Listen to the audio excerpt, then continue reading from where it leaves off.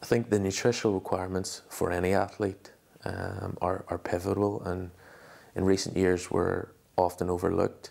But when we look at something like the triathlon, specifically the Ironman, nutrition is so important. If you look at the adage or the example of a Formula One car, you know, it takes regular pit stops because it needs that high quality fuel so that it can get to the end of the race and sustain and maximise race performance. And the triathlon, the Ironman, is no different. In terms of nutrition, I don't think there's a one-size-fits-all approach for each Ironman competitor. I think athletes have to take time, and it requires an awful lot of planning, and also requires integration with the training regimes. And it may take some time, as I said, but you need to find what fits your approach, your training, your flexibility best. In terms of training and what we need to eat, if you're exercising for around 4 hours a day in preparation, you're going to need the fuel to keep you going. The major fuel for triathletes would be carbohydrates. So a combination of breads, cereals, rice, pastas, but also fruit and vegetables.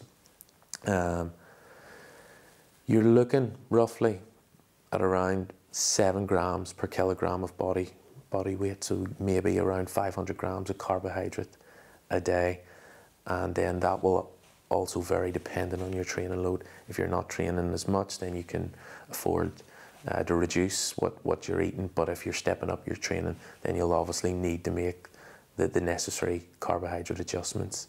Things such as the simple sugars, things such as glucose, fructose, but then building up into the sort of polysaccharides or the complex carbohydrates, which are slower release.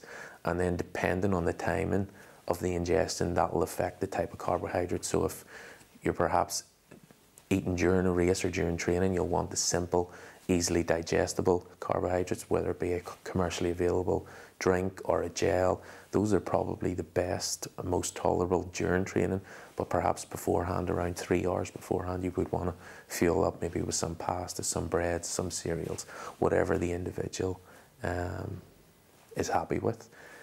We'll also need to look at protein ingestion as well. Now, roughly speaking, most athletes do tend to take on enough protein for their nutritional needs in terms of exercise, growth, repair. But if they're not sure, a rough guide would be around 1.2 grams per day to try and promote muscle growth and repair. And then fat's not necessarily bad, and there is definite room for fat, but once you've catered for your carbohydrate and protein needs, then you certainly wouldn't want to be eating any more than 30% of your diet fat, but a lot of people would recommend a lot lower, around 20%.